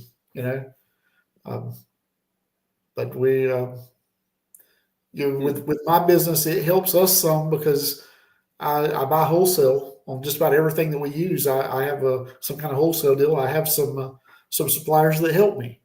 That some give us stuff, some give us a bigger discount on stuff, which helps us get to the racetrack every week. Right. Where a lot of the people don't have that. So. Well, speaking of that, who is some of your business or marketing partners that you work with? Well, we obviously Fuel Factory Racing Fuels. They support us, they help us, and I have Pure Max Racing Oils. Brad Turner, he's been with me for 4 or 5 years. Been great to deal with. Great. We sell a lot of his product. Oh yeah, heard about him. Absolutely. He's a great guy. I met him by accident. We had a mutual friend that called me one day and says, "Hey, I've got a friend down in Ocala." It was during Speed Weeks. He was in Ocala at the sprint car races. He said, "He's broke down. Is there any way you can help him?" I said, "Well, I don't know anybody down there, that I can send him to, but if he can get up here, I can take care of him." And he lent his car to the dealership here in Macclenny. I took care of him. We've been friends, and I've been a customer of his ever since. And just great guy to deal with. We got them Kryptonite race cars. We have a good relationship with them. Nevin has done a lot with them development wise, and they're back and forth every week on different stuff that PEM racing products. I know they do some drag race rear end gears and stuff also, but they've been very, very good to me and very good to deal with. Kaiser Manufacturing, we do a lot with them. We've got a ton of people that I could sit here all day long and throw companies out that's been beneficial to my business and helped us. Comp Cams, we've been with them for years. My dad was a WD distributor for them for years. I'm a dealer for them. JE Pistons, we just have a long list of suppliers that we deal with daily that have always helped us out and been good to us. Well, you do have a long list. I mean, Yes. and then you have your auto repair place. You got Ferry Motorsports Supply. Yes, I don't know what's the name of your business that does the fireboxes and all that? that all falls under my motorsports business. Okay. So, Okay. we got different Ferry hats. Motorsports Supply and we got Ferry Total Auto Care, and everything falls under one of those. I got you. And like on our racing, our actual car, we've got Macclenny Tire and Lube here. Macclenny, they help us out. Ellis Environmental, they help us out. They're out of the Gainesville area. Bledsoe Marine, Mr. Bledsoe helps us. My dad, he's still involved, with us weekly. We got B4 Signs and Graphics, Computer Tune out of Gainesville. Trying to think here, I'll be forgot somebody. Abco Performance. I usually for the car, so I don't forget everybody, But right. it's just a ton of people. It takes a whole village to keep it going, and we've been very, very fortunate. Some good supporters. Yeah, That's good. Well, I tell you what, we're going to take a little commercial break here for a second, and when we get back, we'll get everything wrapped up. But Richard, again, I want to thank you for joining us tonight. Everybody that's tuning in and watching this now, or is going to watch this later, a lot of great information about Ferry Motorsports Supply, y'all's racing career as a family. It's been a very great show. Even dived in a little bit in NASCAR and how we feel, a little bit about the sport and what it's turned into. But I'll tell you what, we'll be right back after this message. Ready to take your engine to the next level? Scorpion Racing Products delivers precision-engineered, high-performance rocker arms that dominate the track. 100% CNC machined in the USA with aerospace-grade aluminum for unmatched strength and durability. Our rocker arms handle extreme conditions with multiple ratios available to fit your needs. Backed by our exclusive lifetime warranty. When performance matters, choose Scorpion Racing products. Proven, reliable, unstoppable.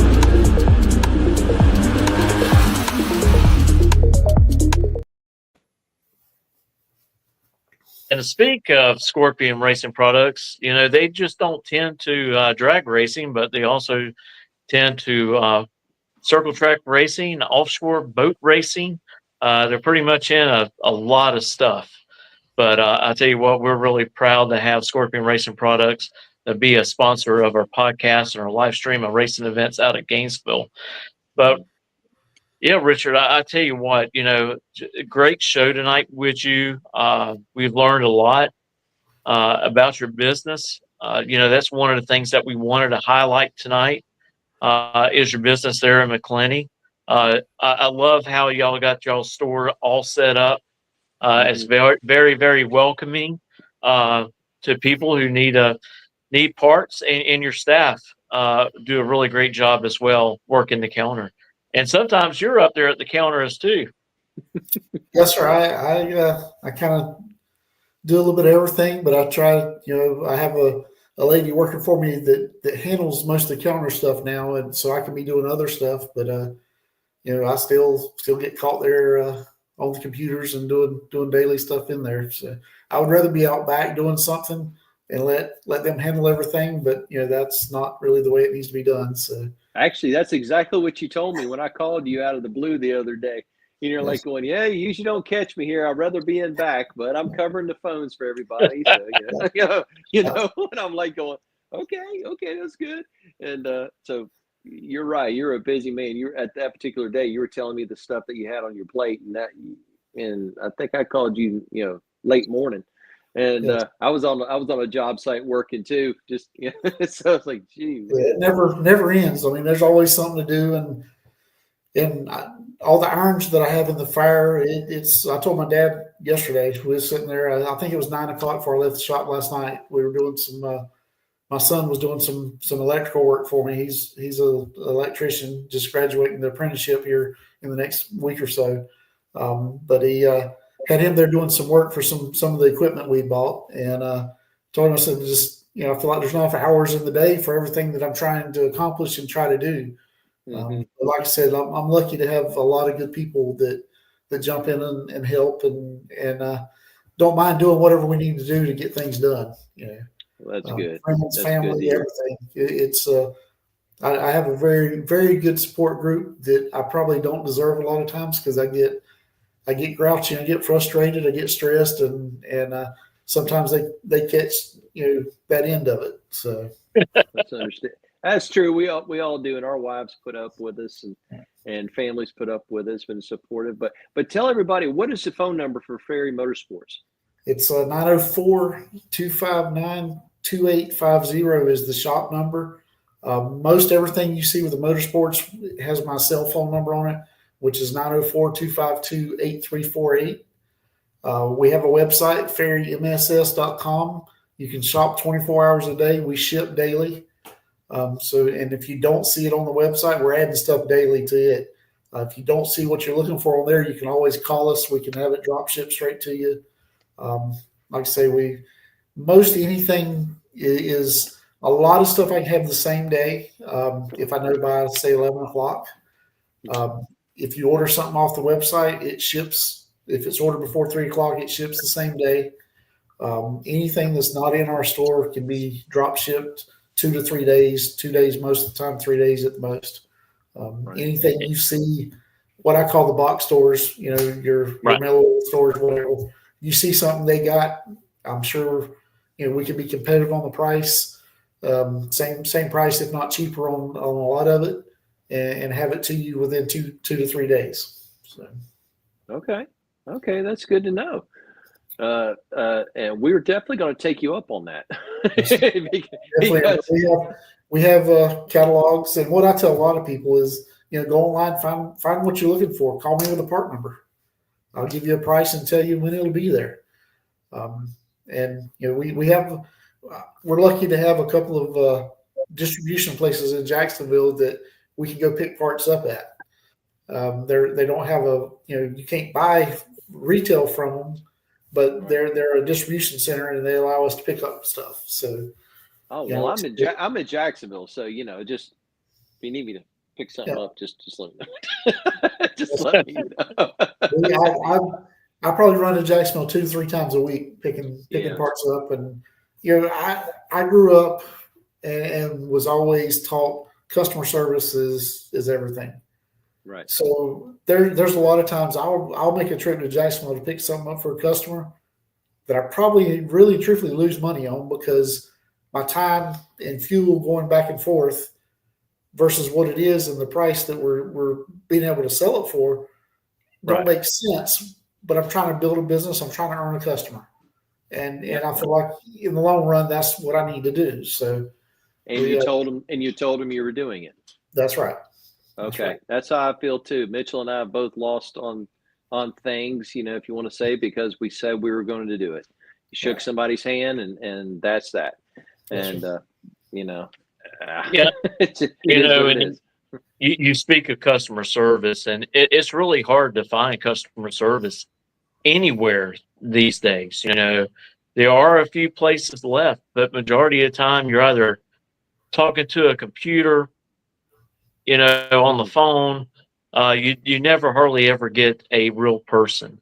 But if you call Ferry Motorsports Supply, you're going to get a real person to talk to. You're going to get a real person, and if you buy something from us and you have an issue with it, you can come look me eye to eyes across the counter and let's get it taken care of. Whatever we got to do to make it right. Where a lot of these places, you're going to call, you're going to get a computer, you're going to have to hit 1, 3, 5, 7, whatever, however many times to try to get to somebody to get it taken. That don't happen in my shop. If you have an issue, a problem with a part or something, you come see me or call me, and we're going to get it taken care of. We're not going to say, well, that's not our fault. You got to send it over to this person or that person. We're going to take care of it right there, then and there. And I think that sets not just my shop, all of your independent, mom and pop speed shops, whatever you want to call them. That's what sets us apart from your bigger box stores, whatever you want to call them. You're not going to get to talk to somebody that's going to be able to take care of you. You're going to go through 4 or 5 people. Send it in. We'll talk to you and send it back to the manufacturer. Look at it. I mean, there's things that I've replaced for customers that I know was not a manufacturer defect or whatever. Right. But I'm going to take care of it, and I'm going to take care of my customer whether that manufacturer takes care of me or not. And luckily, I do enough with these people that I very rarely have that issue. But at the end of the day, I'm taking care of my customer whether I'm taking care of on my end or not. So. Right. You're going out of your way to help the customer. That's right. And that means a whole lot. And people recognize that. People know that. Right. Customers, racers, and all that stuff. So that, like I said, everybody that Mitchell and I have spoken to that's dealt with you, either through parts or through fuel or anything like that. Honestly, we've never heard anything negative. So that's a compliment to you and your family's hard work. So we know that's going to. And I don't want to ruin our family name. My dad's built a business and built, him and my mom. They have a good reputation, and I don't want to ruin it. So. That's actually very, very wise, and I agree. It's like same thing. I wouldn't want to do anything to hurt my father's name, or anything like that, knowingly. So it's like no, not gonna do anything to even tarnish that. So. Yes, but I tell you, thank you so much. And again, we want to tell everybody we apologize for the late start tonight on the Spot Motorsports Media. We're having some technical difficulties. You can say it's on my end, or we'll just say it's just weird anomaly. I don't know what it was. Yeah, something strange is going on. Oh yeah, something is weird afoot. Okay, put it that way. But we appreciate you, Richard, you hanging in there with us and with your patience and stuff like that. Coming on here, and once again, we want everybody to continue to reach out and support Ferry Motorsports Supply, but also to go to their Facebook page, follow them on their Facebook page, and to like I said, if you're looking into a fuel, look at a fuel factory. Okay, there's many dealers here in Florida, and here's the main man that helps supply them. And also, like Dead Zero Performance here on the drag racing side handles a large supply of fuels. So, like I said, reach out to them, support them, and also go out and support your local track, no matter what it is. Yes. If it's dirt, if it's asphalt, if it's drag racing, motorcycles, it don't matter. If you have a local track, go support it, and we encourage everybody to do that. And we have also on the Fuel Factory website, it's fuelfactoryusa.com. They have a fuel finder page, and you can type in, Florida or zip code and see all of our dealers here in Florida. And we're actively looking for dealers in Central Florida, South Florida, and West Florida. We've got North Florida covered, but we are looking for dealers, in South Florida, Central Florida, and West Florida. So, okay, that sounds good. I'll definitely look that up too. I appreciate y'all having me on. We appreciate problem. Thank you.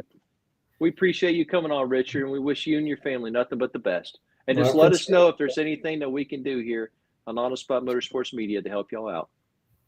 Sounds good. All right, Richard. We hope you have a good night. Thank you. Take care. Thank you. Take care, buddy.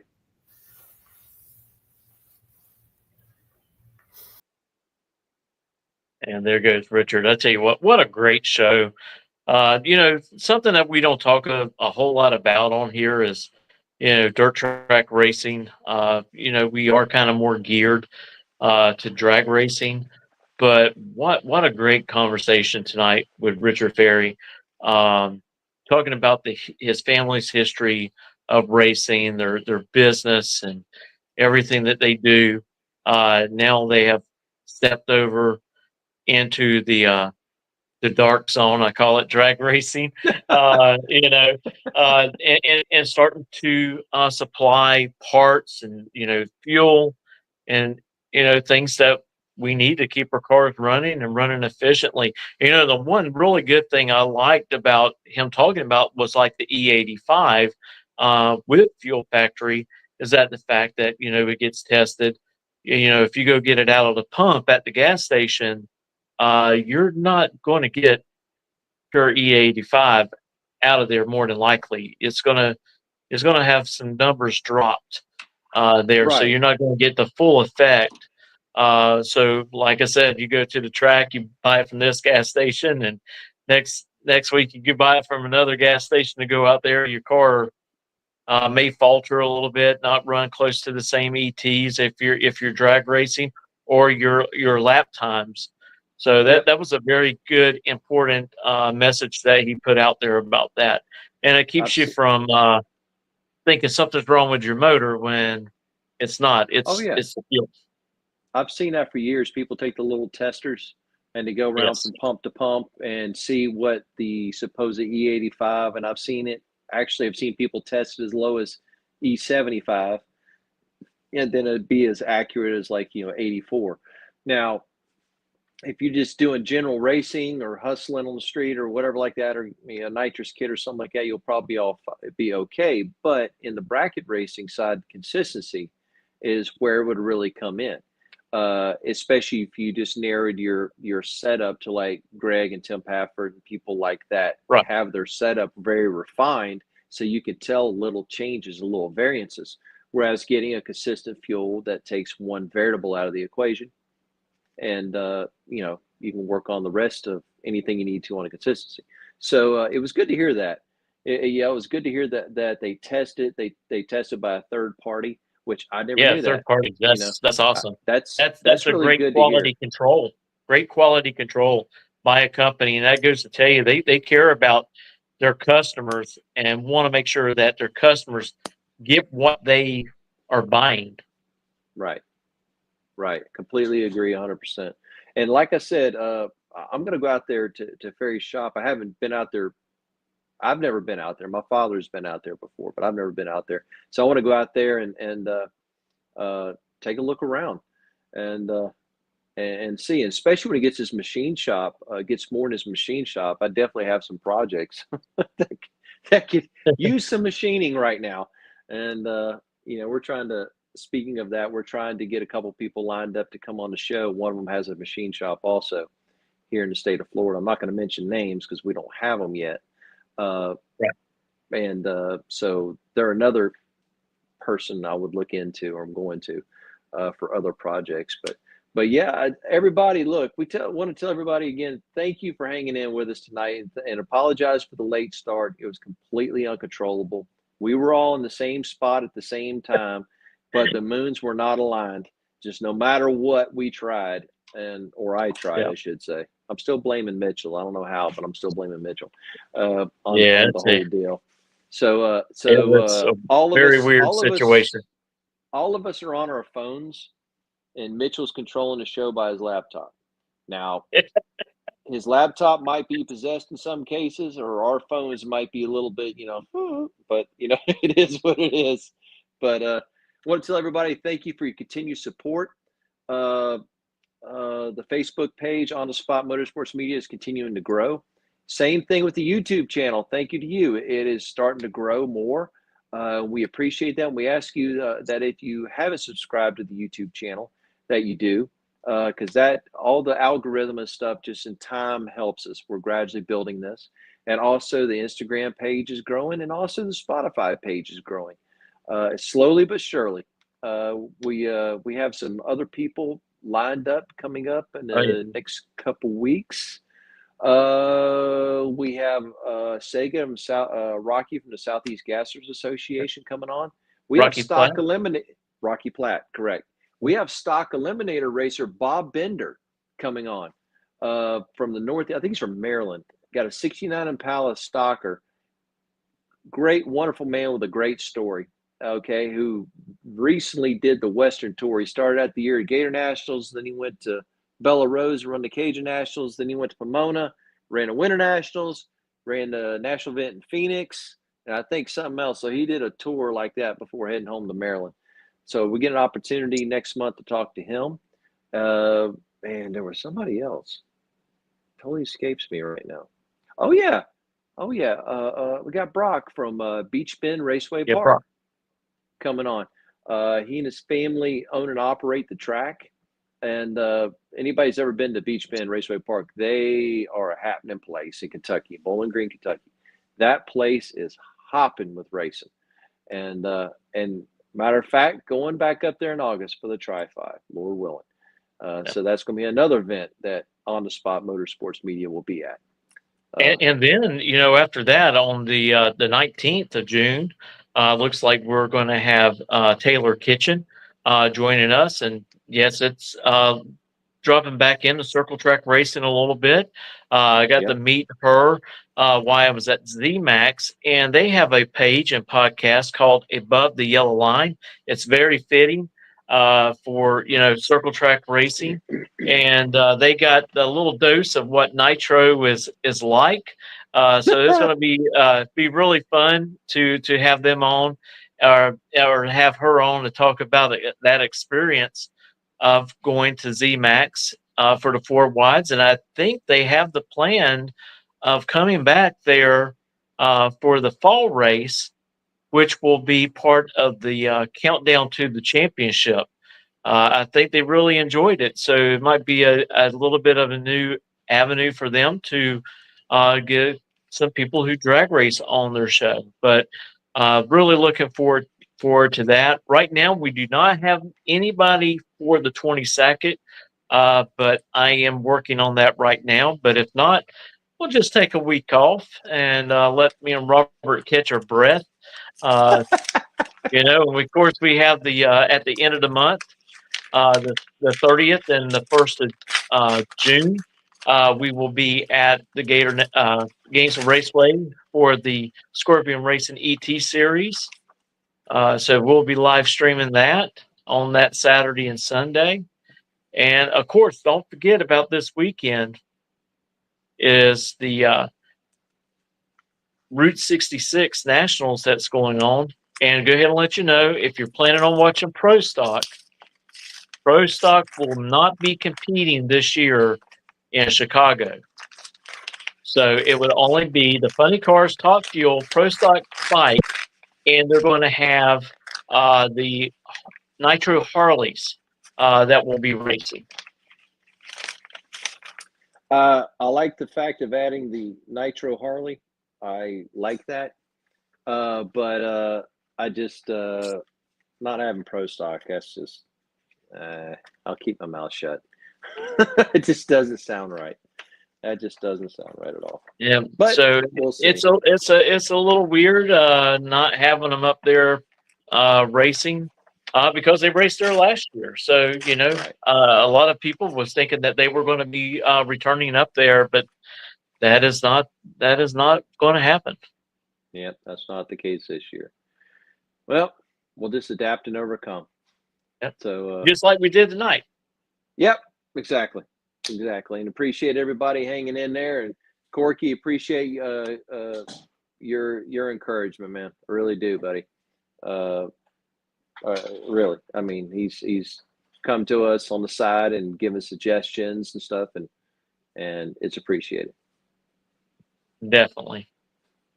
But everyone, take care, and hopefully we'll have someone lined up for the 22nd. If not, we'll see you the next following Thursday.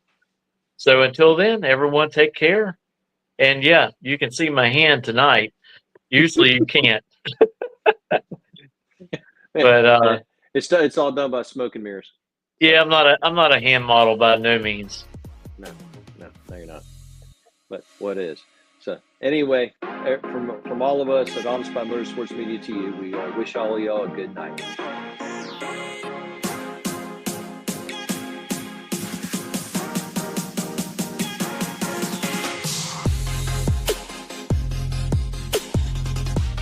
Can you still hear me, Mitchell?